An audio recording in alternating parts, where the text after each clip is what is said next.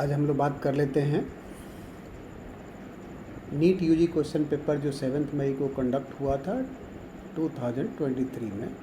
तो जल्दी से हम लोग रिपीट करते हैं सारे क्वेश्चंस को, और ये जो क्वेश्चंस है एग्ज़ाम के लिए इम्पोर्टेंट है और जल्दी से हम लोग इसको रिवाइज़ कर सकते हैं इस तरह से वन शॉट में। तो अभी हम लोग बात करेंगे इसकी, जहाँ पे क्वेश्चन नंबर 51 दे रखा है। 51 नंबर क्वेश्चन है, given below are two statement, one labelled as assertion A and the other labelled as reason R. So assertion A में लिख रखा है metallic sodium dissolve in the liquid ammonia giving a deep blue solution which is paramagnetic.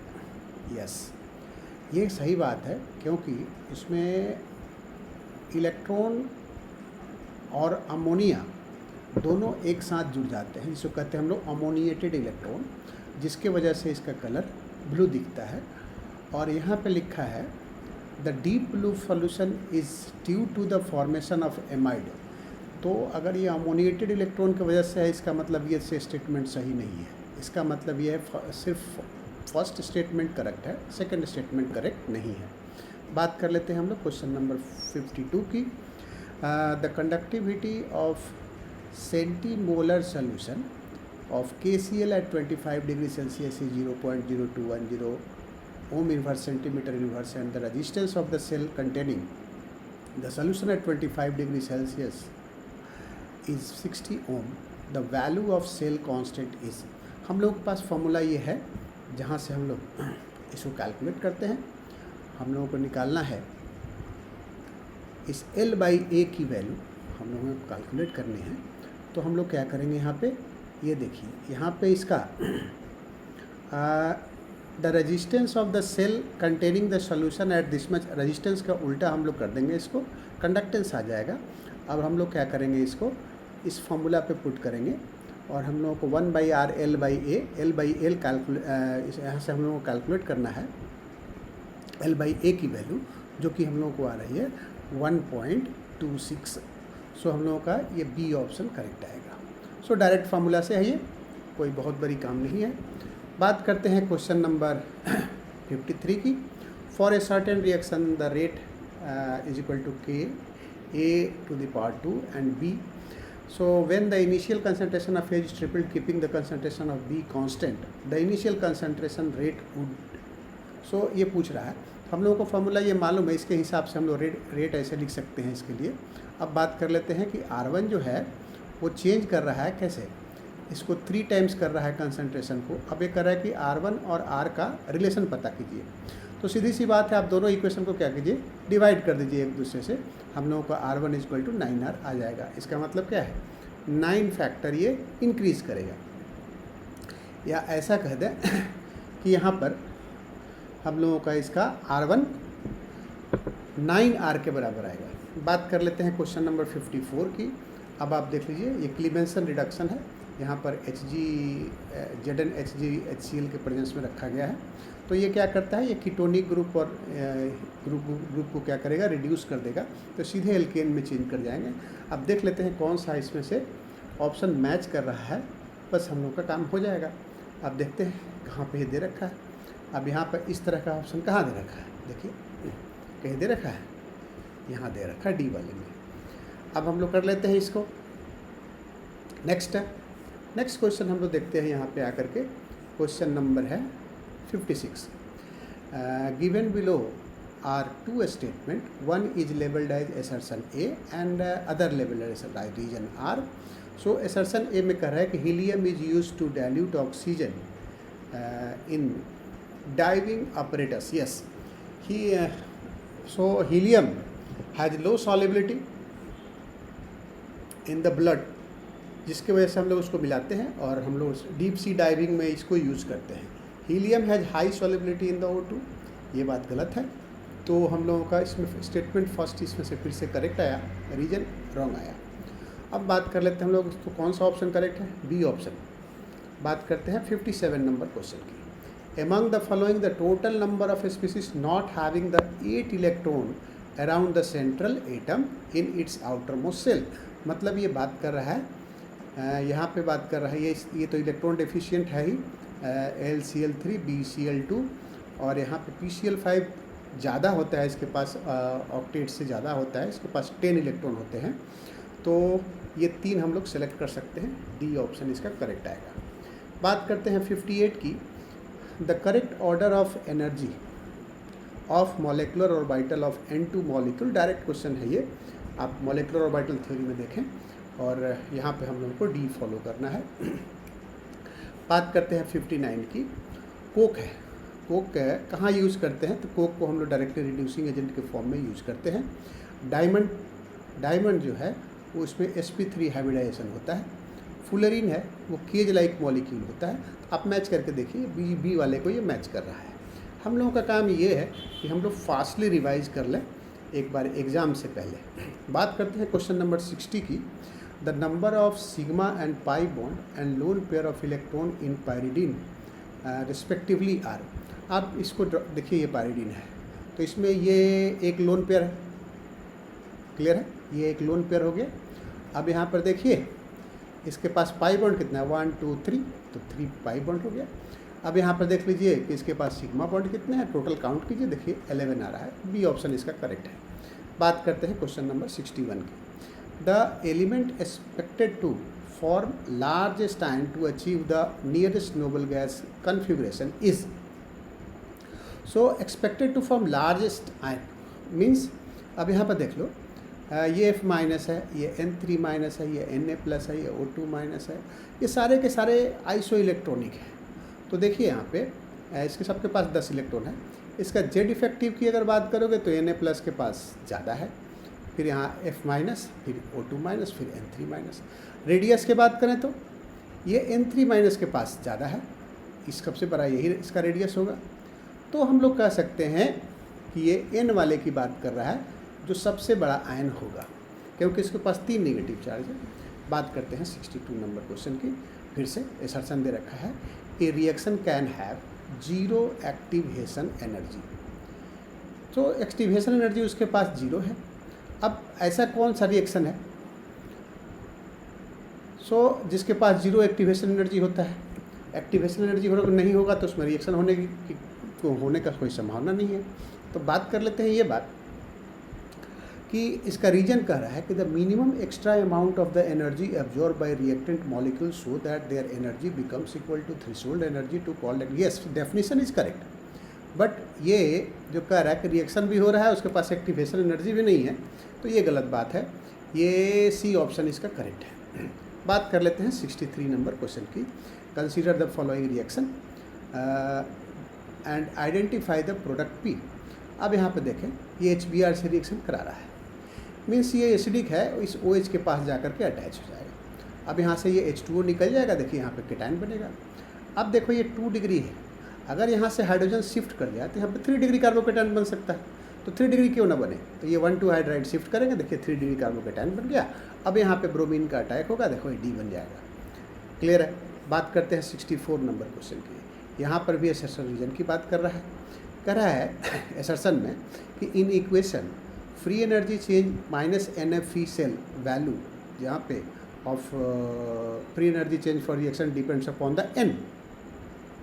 अब यहाँ पर देख लीजिए, ये तो कहें तो ये सही बात है, क्योंकि N पे डिपेंड तो ये करता है, NF होता है। अब रीजन कह रहा है कि E cell is a intensive property and free energy change is the extensive property. अब देखिए ये बात भी सही है, क्योंकि जो फ्री एनर्जी चेंज होता है वो एक्सटेंसिव प्रॉपर्टी इसलिए है क्योंकि ये ट्रांसफ़र ऑफ इलेक्ट्रॉन पे डिपेंड करता है, तो वो एक एक्सटेंसिव प्रॉपर्टी है। लेकिन ई सेल की बात करें हम लोग तो वो एक इंटेंसिव प्रॉपर्टी है, इसलिए यहाँ पे दोनों ही स्टेटमेंट करेक्ट है। बात करते हैं यहाँ पे क्वेश्चन नंबर, तो इसका ऑप्शन डी करेक्ट है और इसका एक्सप्लेनेशन भी सही है। क्वेश्चन नंबर बात करते हैं हम लोग 65 की। देखें यहाँ पे कह रहा है कि the correct amongst the following option is correct graphical representation for the Boyle's law. Boyle's law ये कहता है कि प्रेशर जो होता है इन्वर्सली प्रोपोर्शनल टू वॉल्यूम होता है। अब यहाँ पर प्रेशर पे जो है, यहाँ पे अगर हम लोग ग्राफ प्लॉट कर दें प्रेशर और 1/v के बीच में, तो स्ट्रेट लाइन ग्राफ हम लोगों को मिलेगा। अब यहाँ पे ये देखें कि टेम्परेचर स्लोप जो है वो इंक्रीज़ कर रहा है, टेम्परेचर इंक्रीज़ कर रहा है। यहाँ पर देखें आप लोग, तो यहाँ पे अगर आप हम देखें तो देखिए ये वाला वैल्यू सबसे बड़ा होगा, ये वाला जो वैल्यू है हम लोगों के पास ये सबसे बड़ा वैल्यू होगा। यहाँ पर टेम्परेचर ज़्यादा है, उसके बाद ये वाला होगा, ये वाला वैल्यू होगा। तो इस तरह से अगर हम लोग मैच करें तो देखेंगे कि T3 वाला सबसे ज़्यादा, then T2, then T1, like that increase करेगा। बात कर लेते हैं हम लोग 66 नंबर क्वेश्चन की, कि Lassaigne is extract of an organic compound, both nitrogen and sulphur are present, which gives blood red colour with the Fe3+ due to the formation of. ऐसा क्या बनता है? तो देखिए Na हैज़ कार्बन है और नाइट्रोजन है और सल्फर है, इससे बनता है सोडियम थायोसाइनाइड, ये बन गया। यहाँ पर देखिए ये जब HCN- इस Fe3 पर से रिएक्ट करता है, जैसे जैसे ये रिएक्ट करते जाता है ये डीप होते जाता है, एक आयन जुड़ गया, दूसरा जुड़ेगा, तीसरा जुड़ेगा, ये डीप ब्लड रेड कलर में चेंज कर जाता है। तो ये बन के जाता है, इस तरह के कंपाउंड का फॉर्मेशन होता है। बात कर लेते हैं 67 नंबर क्वेश्चन की, identify the product in the following reaction. हम लोगों का मेन पर्पस ये है कि पूरे क्वेश्चन पेपर को कम समय में डिस्कस कर लें।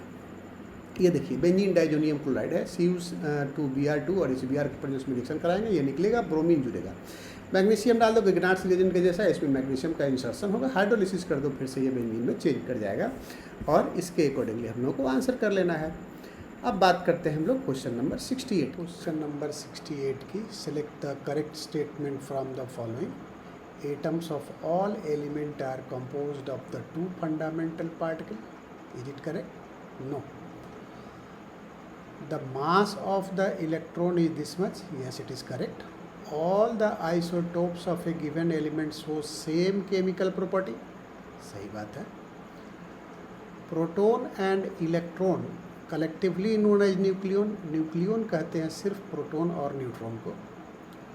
Dalton atomic theory regarded the atom as an ultimate particle of matter. ये सही बात है।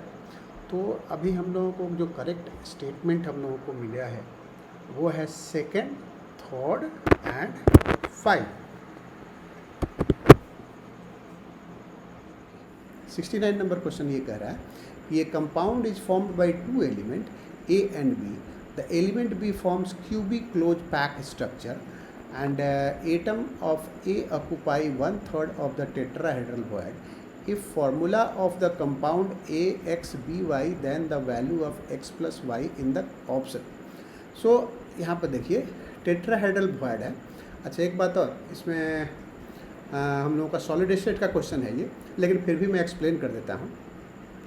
टेट्राहेड्रल void का ये इसमें देख लेंगे हम लोग कि 8 होते हैं, तो 8 का 1/3 अगर हम लोग निकाल दें तो ये 8/3 आ रहा है, और ये CCP है, इसमें टोटल एटम इसके 4 होते हैं, तो ये 8/3:4 कर दो, और क्या करना है हम लोगों को, इसका रेशियो निकाल देंगे। इसको 3 से मल्टीप्लाई कर दो, इसको भी 3 से मल्टीप्लाई कर दो, 3 कैंसिल हो जाएगा, ये 12 हो जाएगा, ये 8 हो जाएगा, 4 से ये कैंसिल हो जाएगा, 2:3 का रेशियो इसका आ जाएगा।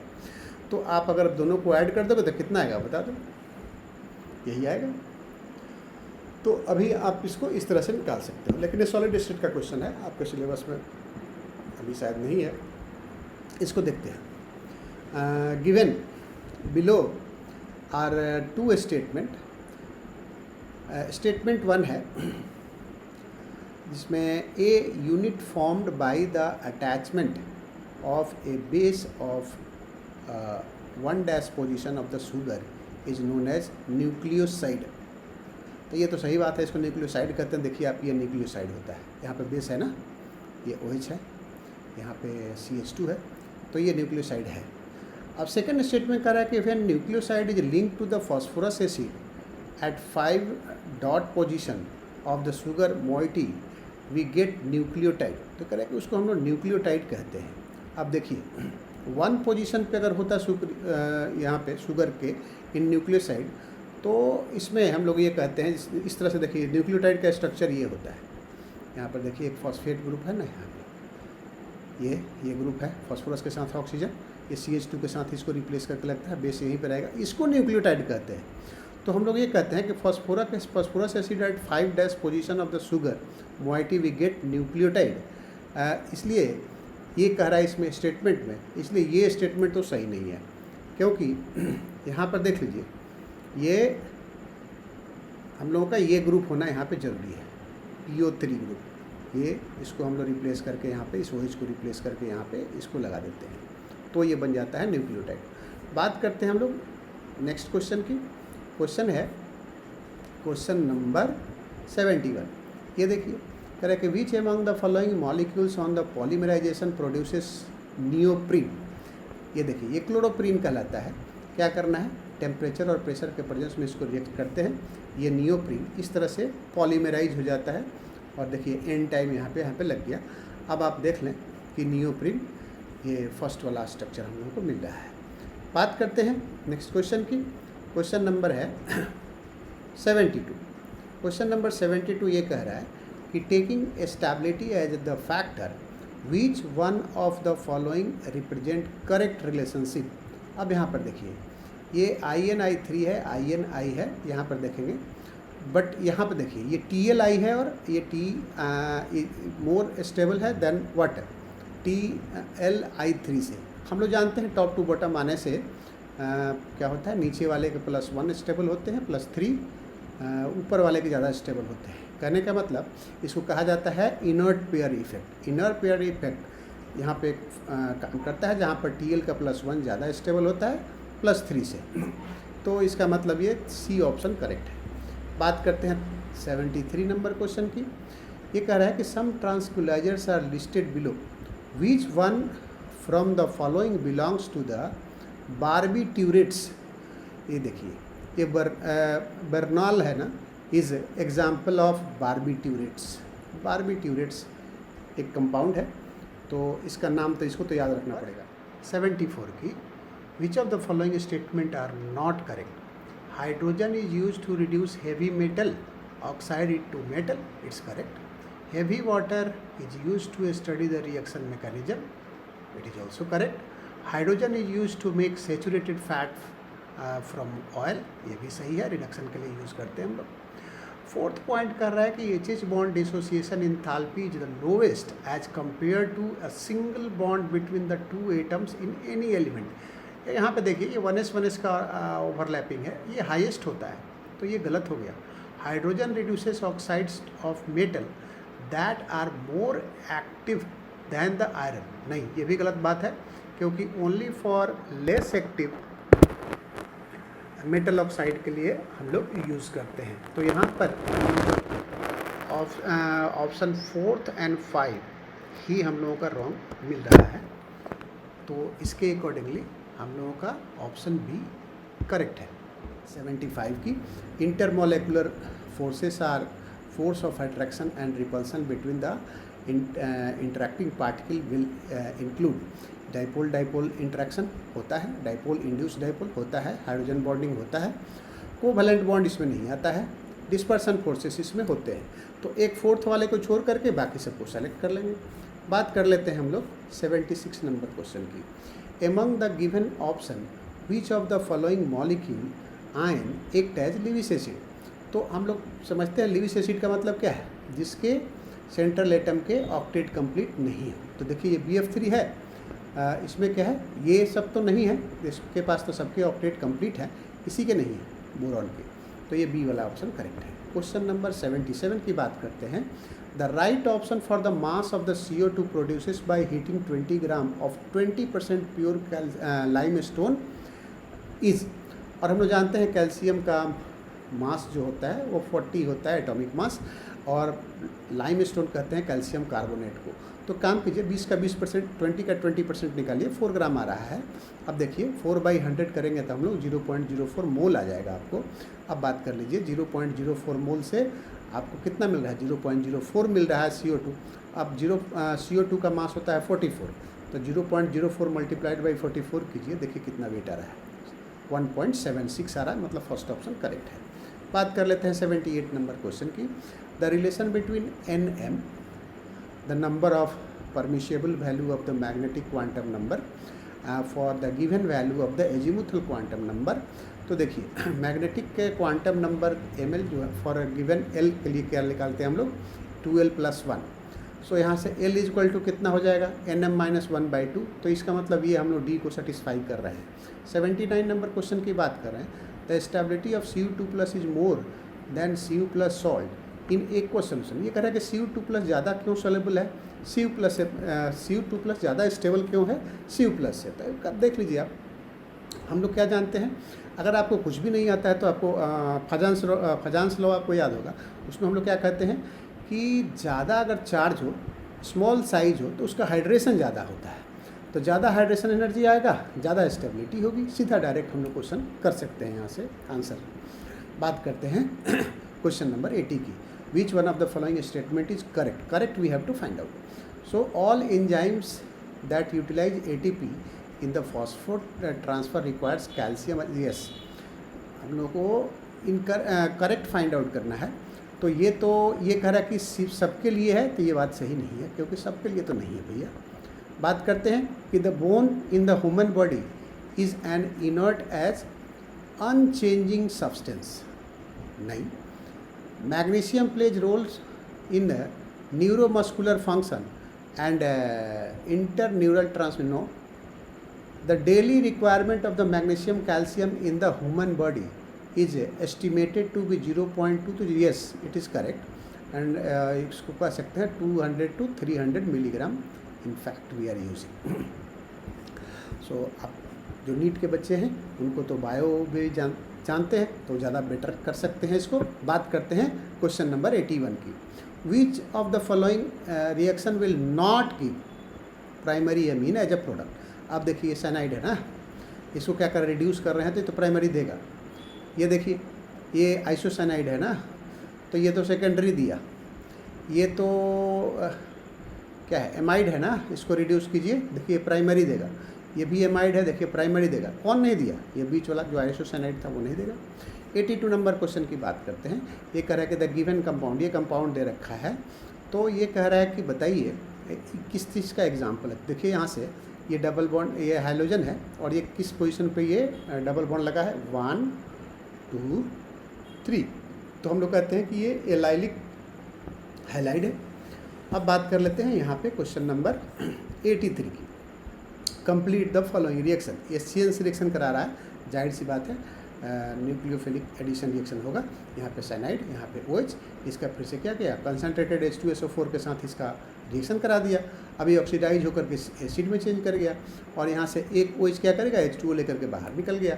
तो देखिए कौन किससे मैच कर रहा है, C वाले से मैच कर रहा है। बात करते हैं हम लोग 84 की। Homoleptic complex from the following complex is. Homoleptic means what? जिसमें ओनली वन टाइप के क्या हो, लिगेंड हो।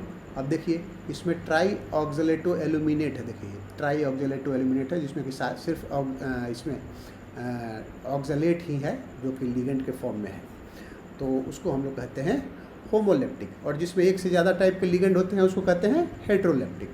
85 नंबर क्वेश्चन की बात करते हैं। Weight of 2 moles of the organic compound which is obtain by heating sodium ethanoate with the sodium hydroxide in the presence of calcium oxide. आप देख लीजिए ये क्या है, ये आपका सोडियम इथेनोएट एसीटेट है, जिसको कि हम लोग सोडा लाइम के साथ हीट करेंगे तो क्या होगा, उसमें से CO2 निकल जाएगा, और क्या हो गया, निकल गया, CH4 फॉर्म कर गया। तो अभी आपको बताना है कि कितना, तो आप ये बता दो कि ये 2 मोल है ना, तो 2 मोल CH4 का मतलब क्या हुआ, 1 मोल मतलब 16 ग्राम, तो 2 मोल मतलब 32 ग्राम। तो इस तरह से हम लोग इसको आंसर कर सकते हैं। बात करते हैं 86 नंबर क्वेश्चन की। Consider the following reaction. ये HI है। अब देखिए ये H कहाँ जाएगा, ये H+ इस लोन पेयर के पास जाएगा। तो क्या होगा, जैसे ये यहाँ पे जाएगा, यहाँ पे इस तरह के बॉन्ड बनेंगे, और ये बॉन्ड ब्रेक कर जाएगा। ब्रेक करेगा तो किस में चेंज करेगा, ये चेंज कर जाएगा हम लोगों का अल्कोहल में, और ये चेंज करेगा CH2+ में। यहाँ पे आयोडीन आके अटैक करेगा, मतलब क्या बनेगा, ये B वाला ऑप्शन बनने की संभावना है। बात करते हैं हम लोग नेक्स्ट वाले 87 नंबर क्वेश्चन की। इसमें देखिए which among the following will be most readily dehydrated under acidic condition. आप देखिए यहाँ पर ये कंपाउंड है। अब यहाँ पे हम लोगों ने H+ यहाँ पे डाला। H+ डालने की वजह से क्या होगा यहाँ पे कि ये इस OH से, और यहाँ पर जो H है उसको ये निकालेगा, और यहाँ से H को रिमूव करेगा, एक यहाँ से करेगा, इसी वजह से क्या होगा, यहाँ पर कॉन्जुगेटेड प्रोडक्ट बनेंगे, जो कि देखिए ये आपस में ये एक दूसरे को क्या करेंगे, ये रेजोनेंस से इसको स्टेबलाइज भी करेंगे। तो ये इस तरह के प्रोडक्ट इसमें फॉर्म करेंगे।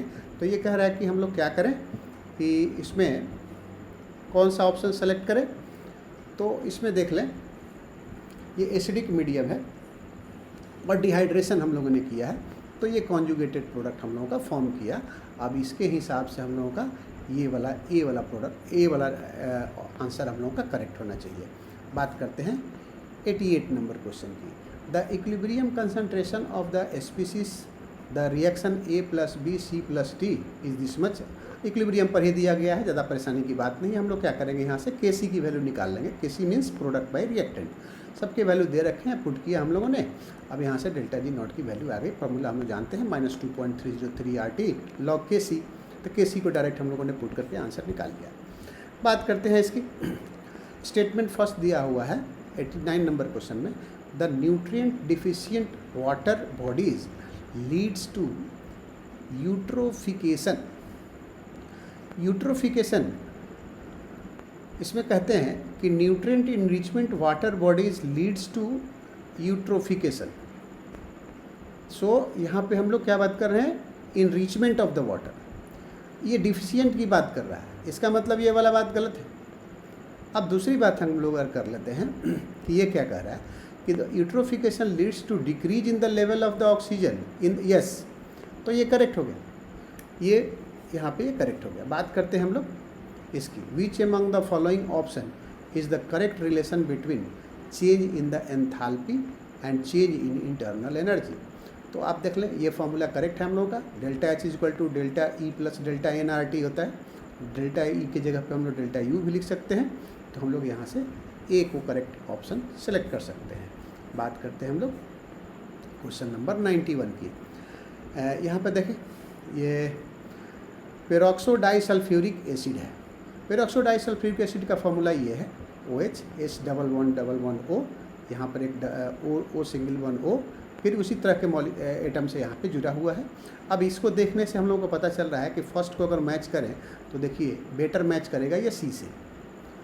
सल्फ्यूरिक एसिड हम लोग जानते हैं, इसको मैच कीजिए, सल्फ्यूरिक एसिड D से मैच कर रहा है। मतलब फर्स्ट ऑप्शन हम लोगों का ये पायरोसल्फ्यूरिक एसिड है। आप इससे मैच कराएं, इसको देखें, ये मैच कर रहा है करेक्टली A से, ये मैच कर रहा है। तो इसके सारे के स्ट्रक्चर मैंने लिख दिया है। अगर आप चाहें तो इसको रिवाइज करने में आपको हेल्प मिलेगी, इसीलिए मैं इसको इस तरह से लिख के रखता हूँ, जिससे कि आपका फास्टली रिवीजन हम लोग कर सकें। Identify the major product obtain in the following reaction. इसको टॉलरेंस रिएजेंट कहा जाता है। और टॉलरेंस रिएजेंट अगर है तो ये ऑक्सीडाइजिंग इन नेचर होता है। ये क्या करेगा, इसको ऑक्सीडाइज है कि हम लोग करेंगे तो ये देखिए एल्डिहाइड ग्रुप है, ये पहले इसी ऑक्सीडाइज हो जाएगा। ये वाला, ये बी वाला ऑप्शन हम लोगों को मिलेगा। बात करते हैं हम लोग 83 की। Pumice stain is example of, ये एक सॉलिड स्टेट है। तो इसमें क्या करेंगे हम लोग, सॉलिड सोल कहते हैं, जिसमें सॉलिड में डिजॉल्व करता है। बात करते हैं हम लोग ये, लेकिन ये जो क्वेश्चन है, ये क्वेश्चन सरफेस केमिस्ट्री से रिलेटेड है। बात करते हैं 94 की। The reaction that does not takes place in a blast furnace between 900 Kelvin to 1500 Kelvin temperature ranging during the extraction of iron is. So यहाँ पे ये बात कर रहा है, the reaction does not takes place. So इस पे ध्यान देना होगा जरूरी। तो इसमें से क्या नहीं होता है, तो ये वाला जो रिएक्शन है D वाला, ये डायरेक्टली आपको एक्सट्रैक्शन वाले में मिल जाएगा NCERT में। लेकिन takes place at what, 500 to 800 Kelvin, not at 900 to 1500 Kelvin। So इसको हम लोग सेलेक्ट करेंगे। बात करते हैं which of the following statement are incorrect. देखिए यहाँ पे, all the transition metal except scandium from the east, यहाँ भी हम लोगों को इनकरेक्ट सेलेक्ट करना है। All the transition metal except scandium form the M O oxide which are ionic, ये तो करेक्ट है। बात कर लेते हैं हम लोग इसकी, यहाँ पे बात कर लेते हैं हम लोग इसकी। और सेकंड स्टेटमेंट की करेगी, the highest oxidation number corresponding to the group number in the transition metal oxide is attained is Sc2O3 and Mn2O7. Yes, इसको हम लोगों को इनकरेक्ट फाइंड आउट करना है। देखिए third number, basic character of increases from V2O3 to V2O4 to V2O5। देखिए हम यहाँ पे हम लोग यहाँ से देख सकते हैं V2O5 में ये +3 है, ये +4 है, ये +5 है, तो इसका एसिडिक नेचर इंक्रीज करता है। जैसे जैसे सिंपल मेथड है कि अगर आप नंबर ऑफ ऑक्सीजन इंक्रीज कर रहा है, इसका मतलब उसका एसिडिक स्ट्रेंथ इंक्रीज कर रहा है। आप सीधे सीधे समझ लीजिए। यहाँ पर V2O4 है ना, so dissolve in the acidic acids to give V2O4 salt. V2O5 dissolve in acid to give what? V2O4 3 minus salt. This is not shown by this one V2O4, तो इसलिए ये भी करेक्ट नहीं है। अब आप इसकी बात करते हैं, CRO is basic but Cr2O3 is amphoteric, तो हम लोगों को ये दो इनकरेक्ट मिला, थर्ड एंड फोर्थ, तो हम लोग इसको बी को सेलेक्ट कर सकते हैं। बात करते हैं, consider the following compounds species. The number of compounds species है विच ओबे द हकल रूल्स। आप देख लें यहाँ पे हकल रूल्स 4n+2, तो यहाँ पे अगर हम लोग बात करते हैं 4n+2 की, तो देखिए यहाँ पे अगर सिंगल रिंग होता है तो 6 पाई इलेक्ट्रॉन होना ज़रूरी है, जो कि सेकेंड वाले में है। फिर अगर डबल रिंग है तो इसके पास n = अगर हम लोग 2 ले लें तो यहाँ पे 10 इलेक्ट्रॉन आना चाहिए, और अगर हम लोग n = 0 ले लें तो ये 5th वाला आना चाहिए हम लोगों को। बट बाकी कोई इसमें 4n+2 को फॉलो नहीं कर रहा है, इसलिए हम लोग क्या करेंगे कि ये जो 4 कंपाउंड्स है, first, second and this 5th and 7th, ये हम लोगों का 4n+2 रूल को फॉलो कर रहा है और कोई नहीं कर रहा है। क्वेश्चन नंबर 97 की, What fraction of one edge center octahedral void lies in the 1 unit cell of FCC? फिर से ये सॉलिड स्टेट के क्वेश्चन है, तो ये तो है नहीं बट हम बता दे रहे हैं। ये कह रहा है कि edge centre octahedral void is shared between the 4 unit cell, तो पर यूनिट सेल कंट्रीब्यूशन कितना हुआ 1/4, तो आंसर हम लोगों का ये बी होना चाहिए। 98 नंबर क्वेश्चन कर रहा है कि which complex compound is most stable. So हम लोग क्या कहते हैं, जिसके पास चिलेटिंग ग्रुप होगा वो ज़्यादा स्टेबल होगा। देखिए इसके पास EN है, वो चिलेटिंग ग्रुप है क्योंकि ये बाइडेंटेट लिगेंड है। बात करते हैं 99 नंबर क्वेश्चन की, on balancing the given redox reaction. इसको बैलेंस करते हैं हम लोग, तो बैलेंस करने से हम लोगों को क्या आता है, यहाँ पे देखिए ये 1 आएगा, ये 3 आ रहा है, ये 8 आ रहा है। देखिए बैलेंसिंग के लिए मैंने ये बता दिया, ऑक्सीडेशन नंबर चेंज मेथड, यहाँ से आप इसको लिख सकते हैं। तो हम लोगों का आ रहा है 1:3:8। बात करते हैं इसकी क्वेश्चन नंबर 100 की, identify the final product obtain in the following sequence of the reaction. ये है CH3CHO, इसको रिड्यूस कराया, ये अल्कोहल में चेंज किया, फिर से इसको एसिड के साथ इसको हीट किया तो एल्कीन बन गया। अब इसको क्या करना है, इसको रिएक्शन करा दो HBr से, तो मार्कोनिकॉफ रूल के अकॉर्डिंगली एक पर H डाल दो, एक पे Br। अब ये क्या कर रहा है कि सोडियम ड्राई ईथर के प्रेजेंस में ब्रोमोबेंजीन के साथ रिएक्शन करता है, वुर्ज फिटिंग रिएक्शन होगा इसमें। ये वाला ब्रोमीन बाहर निकालो, देखो ये आपस में जुड़ जाएगा। अब देख लो इसके कौन से प्रोडक्ट फॉर्म कर रहे हैं, तो देखो ये वाला बन जाएगा D वाला। तो यहाँ तक हम लोगों ने इसको पूरे क्वेश्चन पेपर को देख लिया। अब आप क्या करें, इसको फास्टली रिवाइज करना है, क्योंकि इतना टाइम एग्ज़ाम के समय होता नहीं है, कितना पेपर आदमी देखेगा। But last previous year question paper देखना चाहिए, जिससे कि आदमी का एक बार रिवीजन अच्छा से हो जाए। तो ठीक है, आप लोग इसको देखें, सब्सक्राइब करें, शेयर करें। Thank you.